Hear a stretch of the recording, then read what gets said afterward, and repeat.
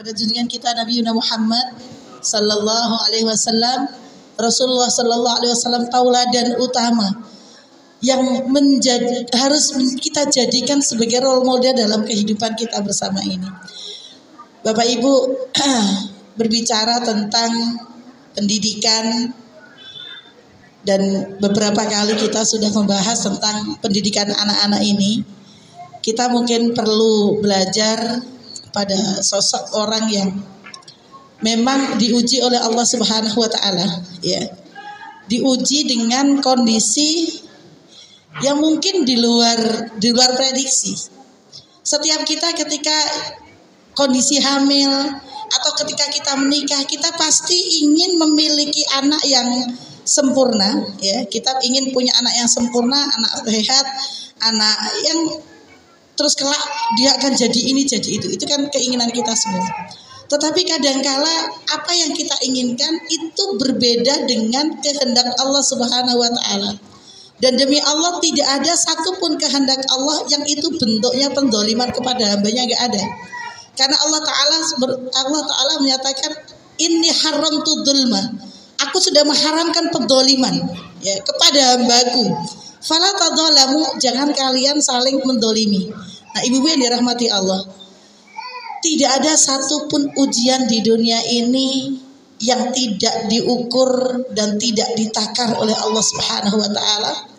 Dan tidak ada satupun hambanya yang ada di muka bumi yang jumlahnya tak terhingga ini, ya, dari sejak penciptaan sampai hari ini, tidak ada satupun hambanya yang Allah ciptakan kecuali Allah mengetahui semuanya.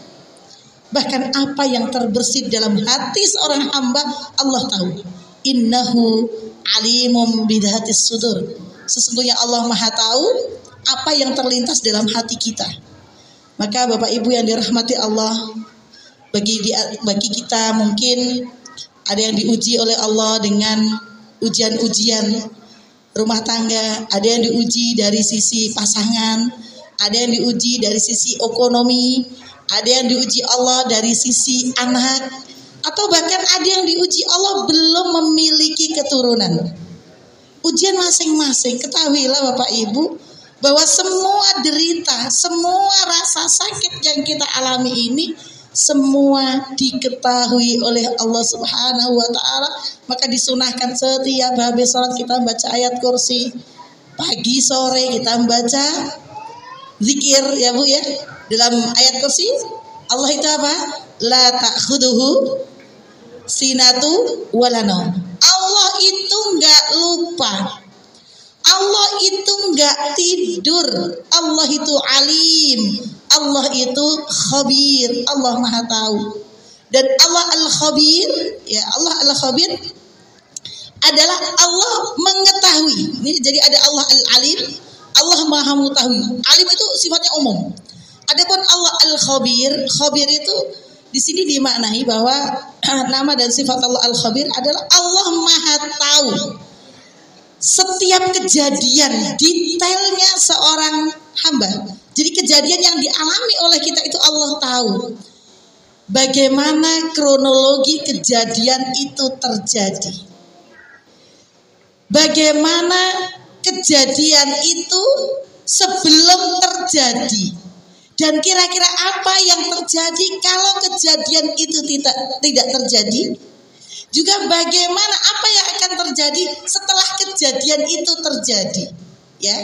Jadi sebelum kejadian terjadi atau setelah kejadian terjadi, semua kronologi itu Allah tahu, Bapak Ibu yang dirahmati Allah.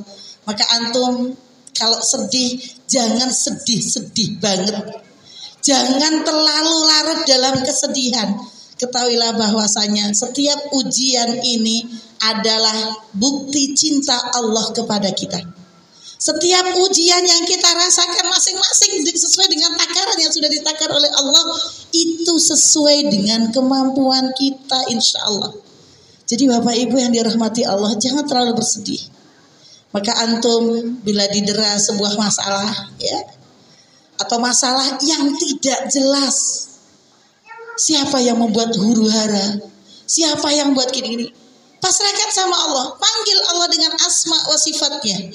Ya Allah ya Alim. Ya Allah ya Khabir. Ya Allah Maha mengetahui. Ya Allah yang Maha mengetahui detailnya kejadian seperti apa. Dan bila antum masih gelisah, masih merasa belum puas, pengen tahu lebih detail lagi, ya Allah ya Mubin, panggil Allah.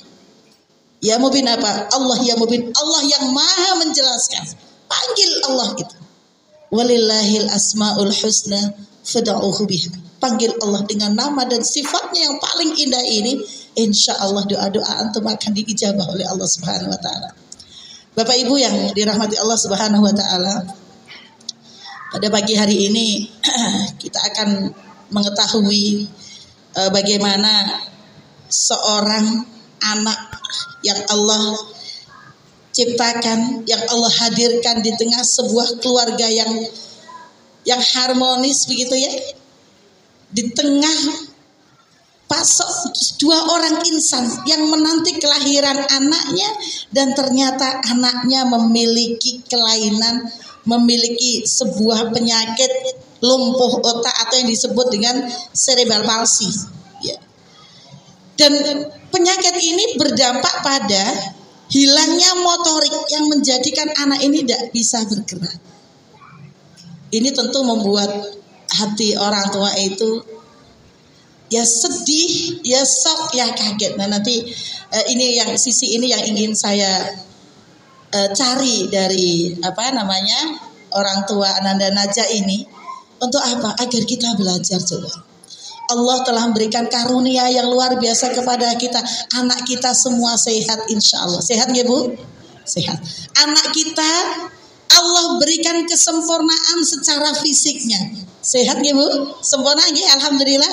Anak-anak kita semuanya sehat alhamdulillah. Tapi kenapa seringkali kita masih berkeluh kesah?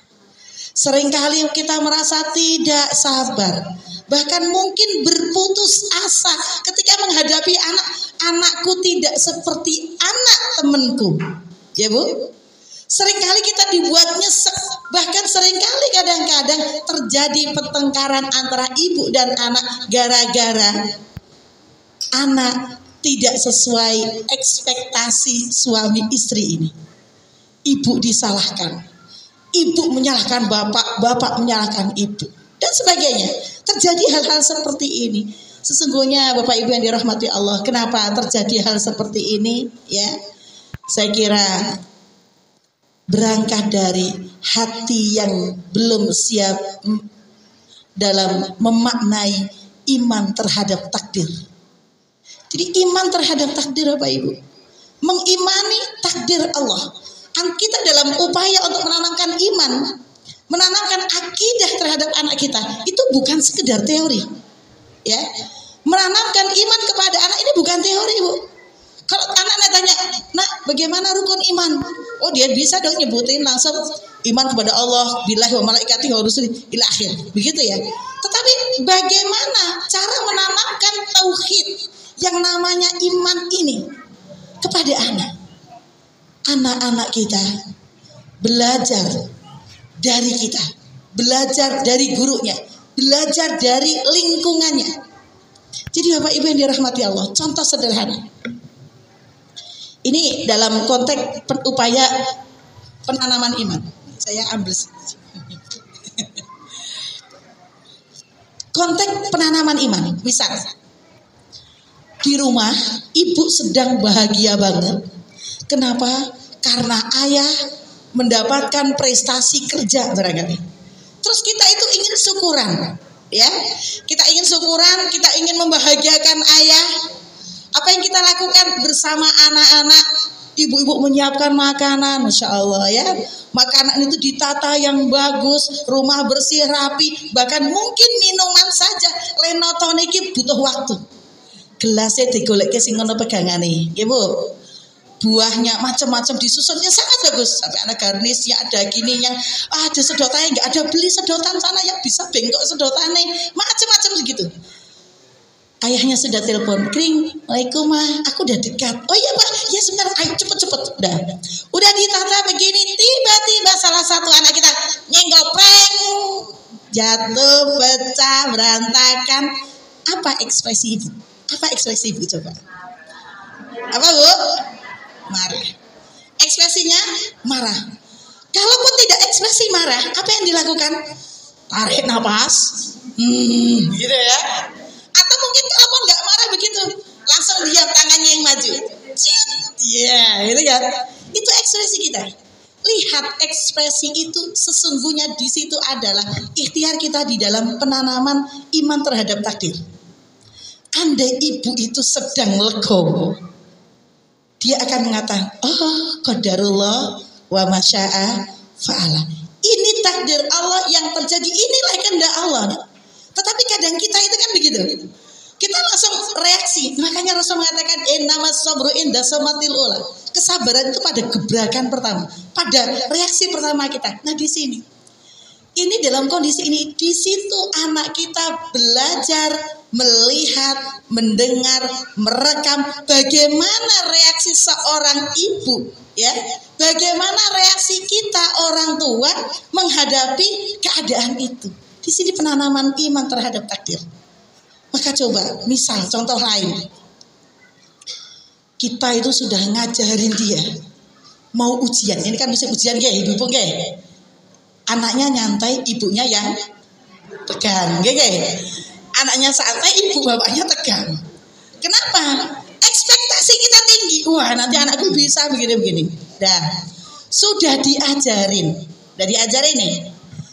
Sampai sekolahan, ujian dia tidak mau mengerjakan, nggak mau nulis, ya bu. Anaknya nggak mau nulis. Padahal sedang ujian tulis. Ketika gurunya bertanya, baca ini dibacain soalnya, dia bisa menjawab semua soal, tapi dia nggak mau menulis. Kira-kira kalau kemudian guru ini ya bu ya, ini jangan ada nyalain guru, jangan ada nyalain orang tua. Ini bagian daripada takdir. Guru ini karena ini sedang ujian tulis, maka penilaiannya pada tulisan. Sampai rumah, gimana tadi mama udah ngajarin kamu, masya Allah, soalnya gimana, bisa nggak? Bisa mah, bisa aja, bisa mah. Pas dilihat nilainya mungkin 3 atau 5, apa yang terjadi bu? Astagfirullahaladzim, langsung istighfarnya kenceng. Astagfirullahaladzim, kok bisa gini? Lah kamu tadi nggak ngerjakan? Enggak. Kenapa? Aku malas nulis. Ya Allah, ini kan gitu kan. Reaksi ibu ini di sini, ini dilihat, direkam oleh anak kita. Ya di sini. Maka apa yang kita lakukan Bapak Ibu? Disinilah pada saat kondisi seperti ini, lagi-lagi kita harus menunjukkan inilah takdir Allah. Qadarullah wa masya'afal. Artinya kita jadi orang tua juga perlu menurunkan ekspektasinya.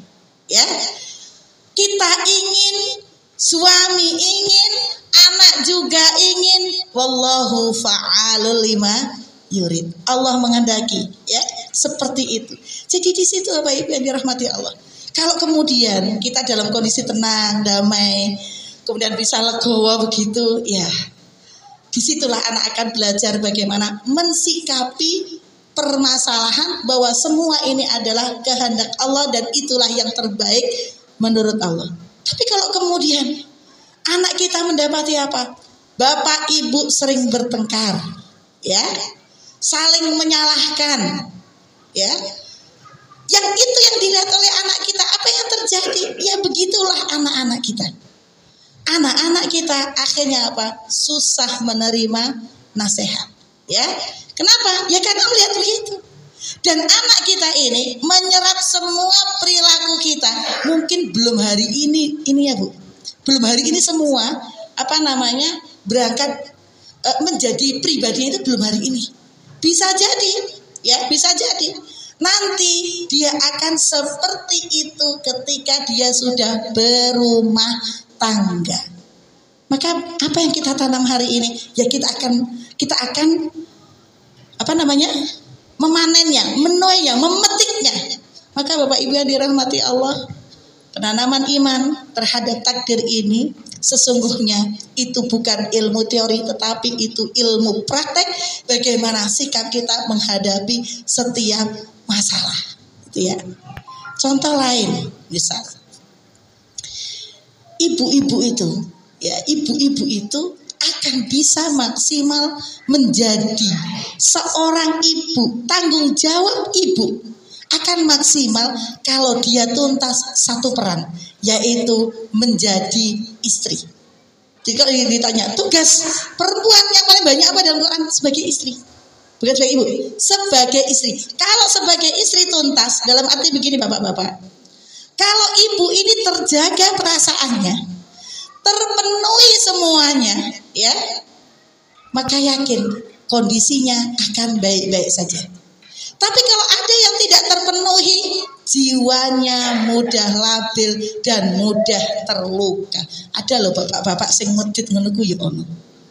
Ya Bu, ngasih uang belanja. Nih mah belanja 100.000.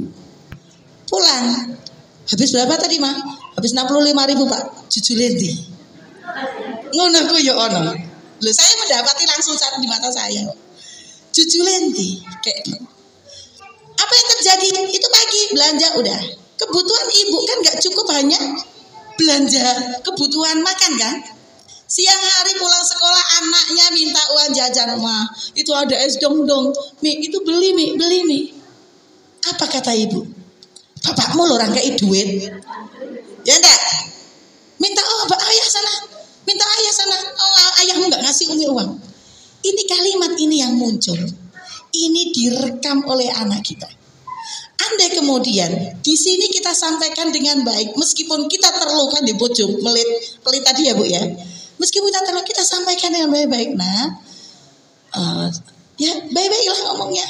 Oh maaf ya, ini Umi kebetulan belum ada rezekinya. Gimana kalau kita membuat sendiri? Apalah membuat apa untuk pengalian itu? Dan nanti minta sama Allah apa yang kalimat-kalimat yang baik untuk anak-anak kita. Kalau kondisi seperti ini, ya, kemudian ibunya selalu menyalahkan bapaknya di depan anaknya, satu, ayah jatuh qawamahnya. Bapak tidak punya peran sebagai seorang qawam, rumah tangga ini bakal hancur. Kenapa? Karena ibu selalu menjelekkan bapaknya di depan anaknya. Ayah punya kekurangan, mungkin tidak bisa mencukupi maisha bagi keluarga itu, maka bagi kita para istri, kalau kita mampu membantu, menopang, ya, membantu mencarikan maisha, menambah maisha di dalam keluarga ini, ibu-ibu tetap harus memuliakan suaminya. Kenapa? Ar-rijalu qawwamuna 'alan nisa. Di sini peran. Maka kalau bisa seperti ini, sinergi antara bapak dan ibu, ya, antara bapak dan ibu ada saling memahami, yakin anak-anak akan damai. Tetapi kalau kemudian, ya, ayah tidak bisa mengerti anak, ibu juga tidak bisa mengerti, ayah tidak bisa mengerti ibunya, ibu tidak bisa mengerti kondisi ayahnya, saling menyalahkan, maka yang terjadi adalah ya kehancuran rumah tangga itu. Dan lagi-lagi bahwa rumah tangga ini dibangun atas dasar apa Bapak Ibu? Atas dasar iman kepada Allah. Pernikahan ini bukan sekedar, ya, pelampiasan syahwat, bukan sekedar menghilangkan status, bukan. Tetapi pernikahan ini adalah ibadah yang panjang. Pernikahan ini adalah, ya, menjalankan syariat Allah, dan kita sedang berlayar menuju surganya Allah. Membawa siapa? Membawa anak-anak kita, membawa keluarga kita. Sudah datang Mas Ade? Tadi itu belum? Oh baik. Baik, saya lanjutkan dulu, nggak apa-apa Bu ya. Ini dongeng dulu ya. Daripada gosong gitu. Masih ini. Nah, Bapak Ibu yang dirahmati Allah, terkait dengan anak, ya, bahwa semua anak ini istimewa. Allah Ta'ala berfirman, walaqad khalaqnal insana fi ahsani taqwim. Surat apa Bu? Surat apa itu? Surat At-Tin, ya. Allah telah menciptakan manusia, ya, sebaik-baik penciptaan. Sebaik-baik penciptaan. Maka ketika Allah memberikan itulah yang terbaik bagi kita, yang sudah diwujudkan di kita. Disitulah hendaknya kita bersyukur kepada Allah Subhanahu wa Ta'ala, karena tidak ada yang tidak pas untuk diri kita. Kalaupun mungkin ada di antara kita ya yang belum bisa bersyukur dengan apa yang Allah berikan hari ini, ya Bu. Kalaupun ada yang belum bisa bersyukur dalam hal ini, ya, belum bisa bersyukur dengan semua yang Allah takdirkan hari ini, perbanyaklah istighfar. Ya, perbanyaklah istighfar dan bersihkan hati kita agar apa? Agar kita bisa berlapang dada. Pertanyaan saya, Bapak Ibu, betul serius ini ingin anaknya hafid Quran?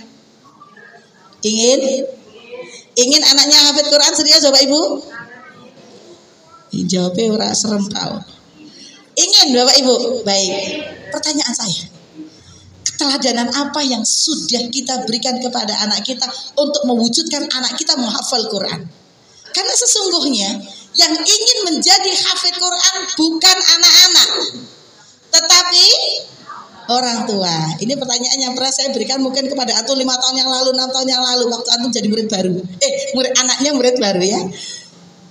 Kalau memang itu keinginan kita, maka disinilah kita harus menunjukkan itu.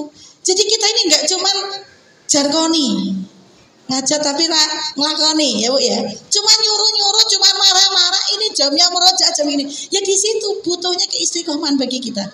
Maka saya ingin mengajarkan satu doa kepada ibu sekalian ya. Allahumma inni as'aluka tsabata fil amr. Sudah hafal belum itu? Belum. Allahumma inni as'aluka, monggo. As-sabata fil amr. Allahumma inni as'aluka as-sabata fil amr. Sudah hafal? Lagi. Allahumma inni as'aluka as-sabata fil amr.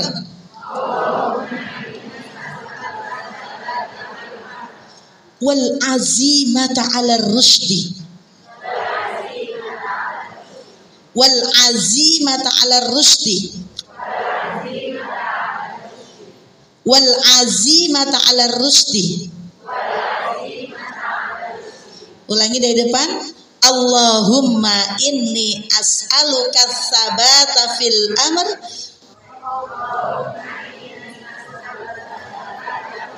Wal azimata 'ala rusdi. Artinya apa coba? Ini sedikit dulu ya. Ya Allah, as'aluka, aku mohon kepadamu as-sabata fil amr. As-sabat apa? Teguh.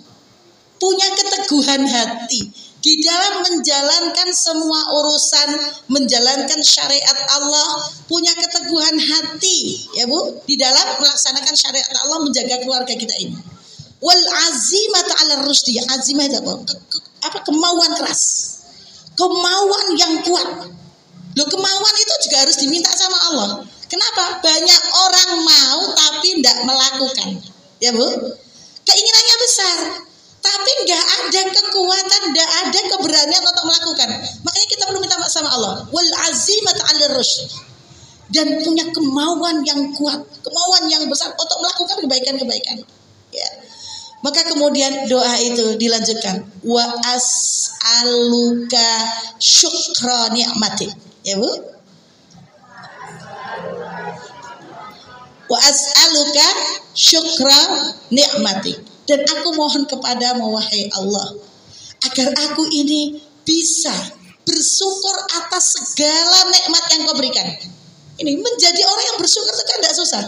Minta sama Allah agar kita menjadi hamba yang bersyukur terhadap semua nikmat yang Allah berikan hari ini. Apapun itu, bukankah nikmat Allah itu lebih besar, lebih banyak, tidak bisa dihitung daripada luka hati yang kita rasakan. Satu luka menghilangkan semua nikmat. Ya Bu, kadang begitu. Maka di sini kita minta sama Allah. Lanjutnya apa? Wa as'aluka husna ibadatik. Moga Bu. Husna ibadatik. Silakan kalau mau tuh google di HP. Terus ketik Allahumma ini as'aluka sabata. Nah itu seperti itu. Itu boleh di google. Jadi kemudian yang doa yang kedua adalah, ya Allah, aku mohon kepadamu ya Allah. Ya, husna ibadatik, menjadi hamba Allah yang baik dalam ibadahnya. yang khusyuk dalam sholatnya, yang benar di dalam beramalnya. Husna ibadah yang baik. Kalaupun sodako, ya kan ikhlas lillahi ta'ala. Kalaupun membaca Al-Quran, benar-benar membaca Quran itu dengan hatinya, dan dia ada pembicaraan dengan Allah ta'ala. Seperti dialog dengan Allah, dirasakan nikmat itu. Ya, jadi ibadah yang baik. Taat kepada suami yang baik. Ya, yang baik. Nah ini, husna ibadati. Apapun dalam bentuk ibadah ini, kita minta sama Allah. Sholatnya khusyuk. Sudah khusyuk apa belum? Sudah khusyuk apa belum? Belum khusyuk. Padahal kita akan dihisab Allah berangkat dari sholat kita. Nah ini loh Bu. Jadi kalau sholatnya belum khusyuk. Ini ada apa ini masalahnya? Nah gitu. Masalah apa kita ini? Maka ibu yang dirahmati Allah, kita minta sama Allah agar apa? Ibadah kita ini menjadi ibadah yang baik, ibadah yang diterima. Maka Rasulullah mengajarkan doa di pagi hari. Apa doanya pada subuh? Allahumma inni as'aluka ilman nafi'a wa rizqan thayyibah wa amalan mutaqabbal. Amal yang diterima, salat kita diterima Allah, sedekah kita diterima Allah, baca Quran kita diterima Allah, didik anak ini juga menjadi amal yang diterima oleh Allah Subhanahu wa taala. Nah, habis itu apa? Setelah pandai bersyukur, kemudian ibadahnya baik, wa as'aluka qalban saliman. Abu, wa as'aluka qalban saliman. Minta kepada Allah agar hati ini salim, agar hati ini selamat. Selamat dari apa? Selamat dari keburukan-keburukan. Selamat dari berbagai macam penyakit hati. Dengki, hasad, iri, amarah, dendam. Ya Bu? Pengen menghancurkan orang lain ya. Atau enggak suka kalau ada orang bahagia. Ini penyakit-penyakit dalam hati kita ini. Kita minta sama Allah qalban saliman. Kalau penyakit itu sudah tidak ada dalam hati kita, bersih hati kita, ini loh Bu, ya, menjadikan kita di doa yang berikutnya, wa as'aluka lisanan shadiqon. Hati yang salim menjadikan apa? Lisannya shadiqon. Ucapannya baik. Dia jujur dalam bertutur kata, dia juga baik. Seperti itu. Jadi berangkat dari mana tadi? Lapang hatinya, ya. Lapang hatinya, bicaranya menjadi pembicaraan yang baik, yang jujur, ya. Kemudian doa berikutnya apa? Wa as'aluka khairu ma ta'lam. Ya, wa as'aluka khairu ma ta'lam. Aku meminta kepadamu wahai Allah yang terbaik dari apa yang engkau ketahui. Jadi bisa jadi hati kita tidak menerima, ya Bu. Hati kita ini merasa bahwa inilah yang terbaik menurut saya. Tetapi Allah menghendaki itulah yang terbaik. Maka kita minta sama Allah. Kalau yang sudah terjadi ini kehendak Allah, maka itulah yang terbaik untuk kita. Kita minta sama Allah. Jadi semua yang sudah Allah gariskan, itulah yang terbaik untuk kita. Ya. Nah itu berikutnya wa a'udzubika min syarri ma ta'lam.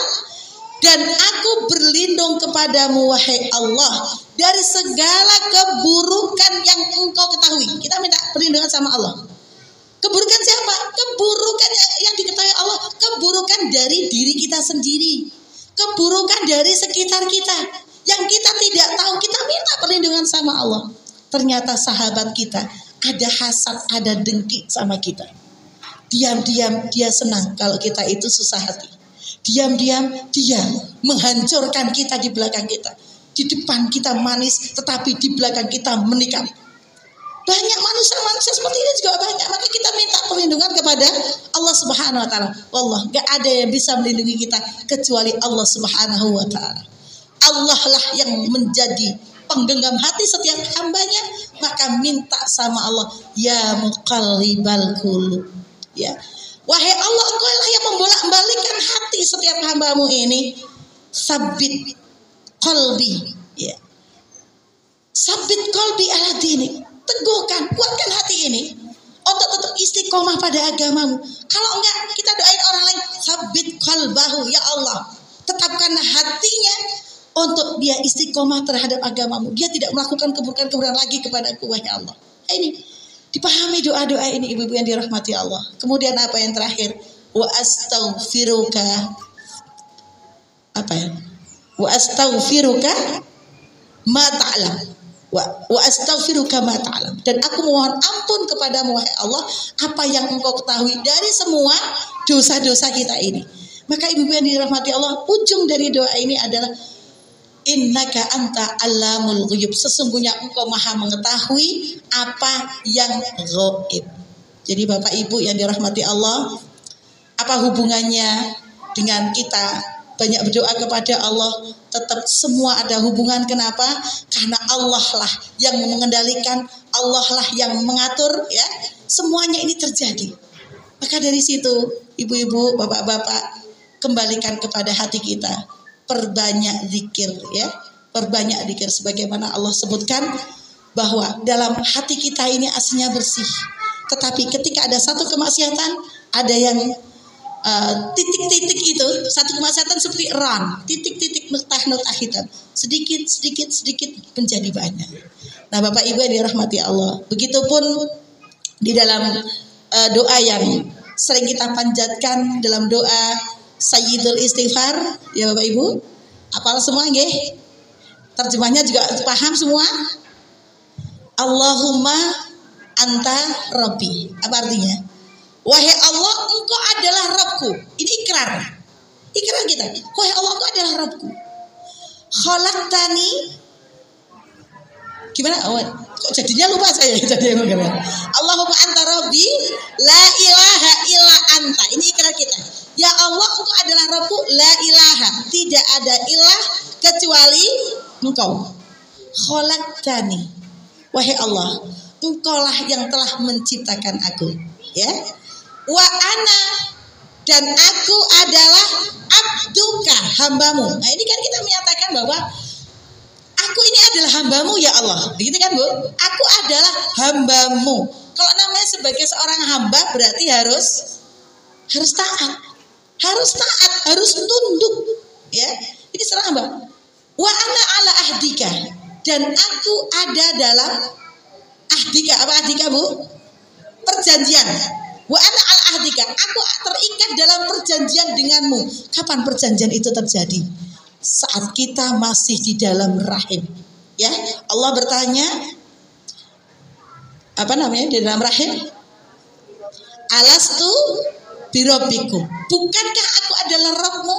Kita menjawab, Bu, qalu bala, betul wahai Allah, engkau adalah Rabbku. Nah ini wa wa'dika, tadi lanjutnya apa? Wa wa'dika mastata'tu, dan aku terikat dengan janji, wa'dun, sesuai dengan kemampuanku. Nah, sesuai dengan kemampuan ini jangan dipahami bahwa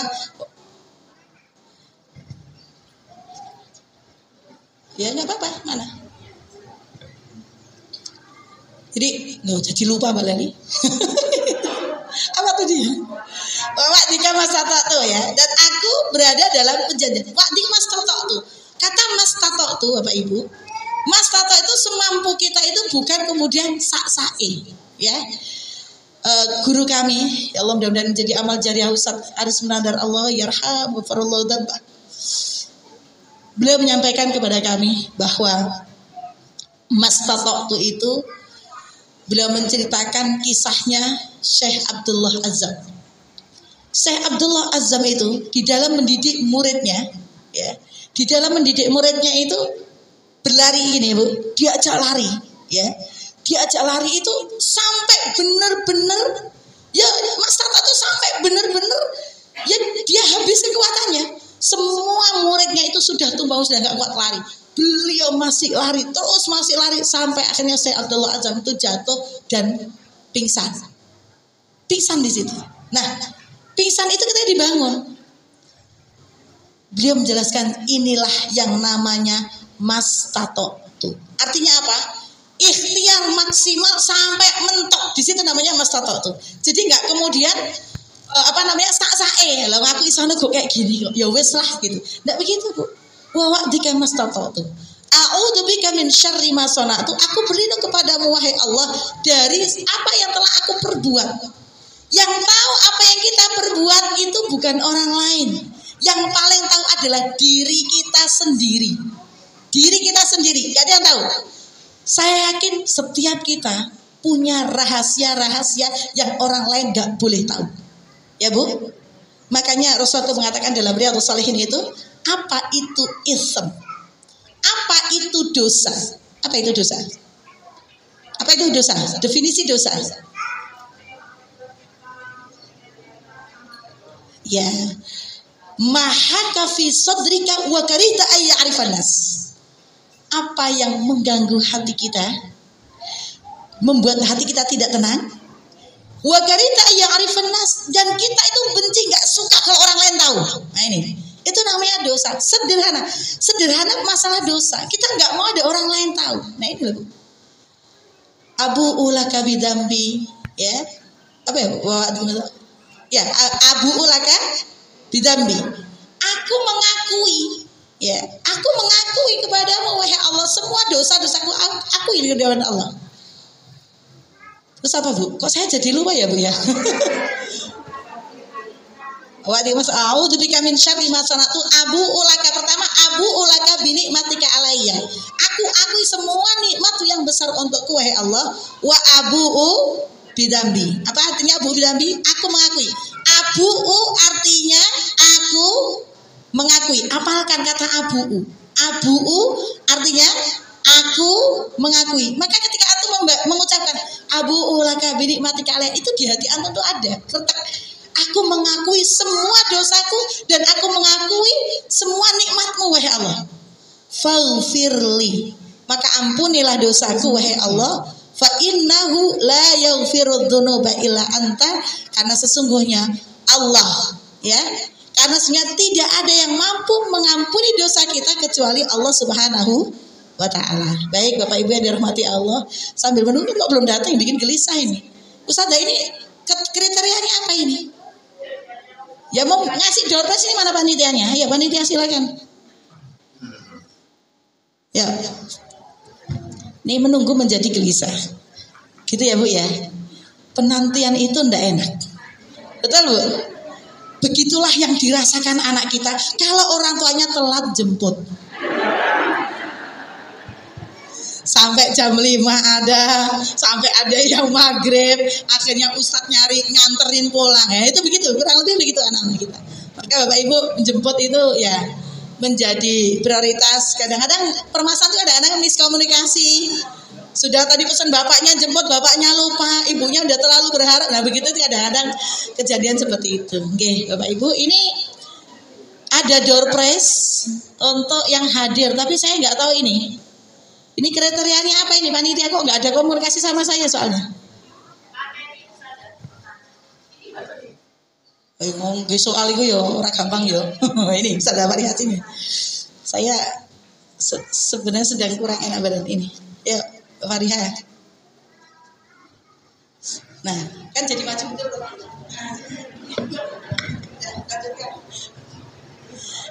Ini kita mau membagikan beberapa sambil menunggu ya, karena info terakhir yang kami dapat, Naci alhamdulillah sudah perjalanan dari Sukoharjo, kemungkinan ya sekitar 30 menit. Jadi sambil nunggu ya Umi, dan habis kalian kita akan membagikan beberapa buku, dan yang ini kayaknya ini apa ya? Itu bingkisan. Oh bingkisan, Masya Allah sudah dibantu. Ada 2 buku, yang satu buku dari Kiki Barkiah ya. Ada yang sudah mengenal Ibu Kiki Barkiah? Oh belum. Insya Allah. Ini kita berikan untuk yang pertama kali hadir hari ini. Mungkin bisa dibantu pengecekan di absensi. Wah ini deg-degan ini Wak, apakah aku orangnya?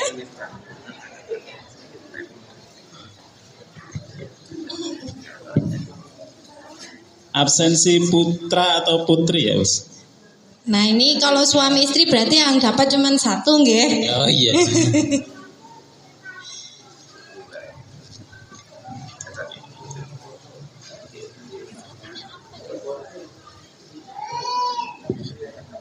Sinten Pak? Menikah kalau dari putra. Kula niku dados perkewo niku. Oh, wah ini udah deg-degan saya. Nanti menyebutkan nama sendiri. Nggih. Dados Putri Rian mawon. Oh, Putri Rian mawon. Nggih, ladies first. Oh, ladies first, Masya Allah. Siapa? Ibu Sulistiani. Masya Allah. Oh, ya monggo Ibu.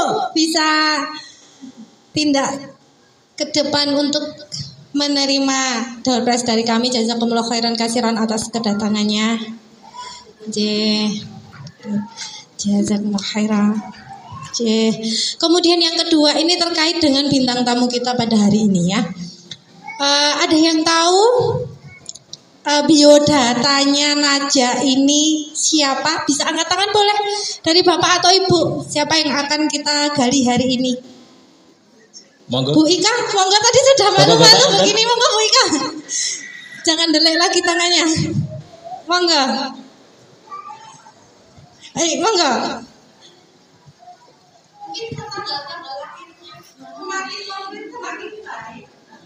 Afan di sini sebenarnya biodatanya juga dapat baru tadi pagi. Nama Muhammad Naja Hudia Afifur Rahman, anak pertama dari 3 bersaudara. Beliau lahir di Mataram, Nusa Tenggara Barat, 17 November 2009. Beliau mulai menghafal sejak umur 8 tahun, selama 10 bulan insya Allah sudah hafal 30 juz. Dan hadis, tarjamah, dan apa ya, banyak bisa tahu letak-letak halaman, ayat berapa, surat apa. Kemudian ibu beliau bernama siapa ya, lupa ibunya kemudian Dahlia Andayani. Oh iya, baik. Abahnya Agus Fian Hidayat. Masya Allah.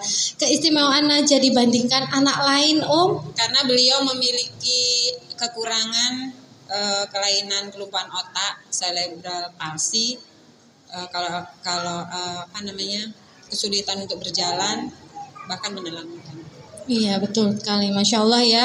Ibu-ibu dan Umi dan Abi semuanya, ini yang akan kita temui ini adalah bentuk ciptaan Allah yang luar biasa, Masya Allah. Jadi Naja ini saat usia 3,5 tahun itu sudah hafal 3 juz.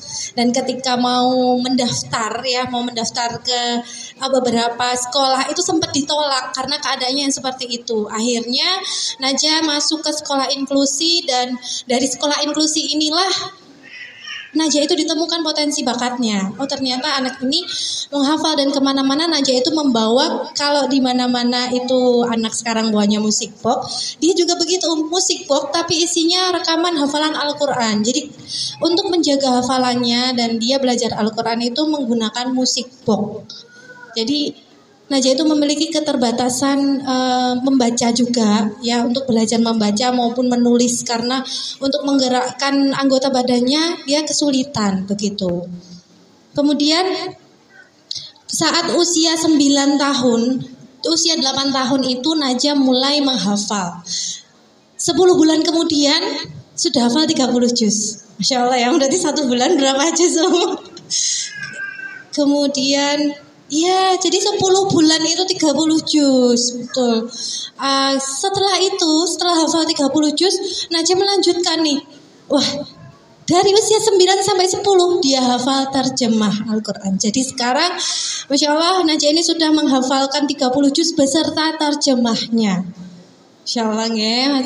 Ini untuk Umi Habibi, Masya Allah. Andai ini Ramadan terakhirku. Lagi nancep sekali nih ya. Ya wayakum. Ini untuk kriteria ketiga dan keempat saya agak bingung ini. Oh iya, siapa yang hafal doa yang diajarkan Ustazah Umul tadi? Bingung loh sini semuanya. Oh panjang ya.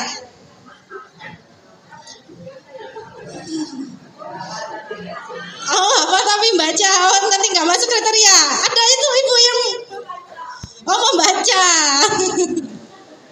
Duh, jangan baca dong. Sebentar, saya pikirkan dulu nih kriteria yang ketiga ini apa ya sambil menunggu. Nah, cek kemungkinan sekitar 20 menit lagi. Sebentar. Kalau kemarin ya, itu tentang psikologi anak. Ada yang menyimak tentang kajian minggu kemarin terkait psikologi anak? Ya?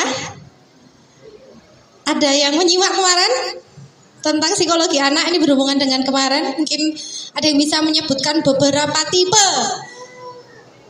Iya, Masya Allah, beberapa tipe belum selesai loh saya.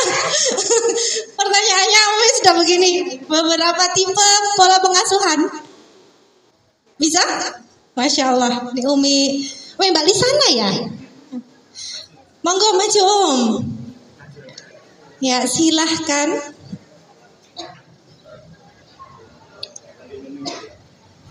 Ini nanti sepertinya ada satu yang saya simpan di akhir aja ya. Yang bingkisannya ada kadonya ini.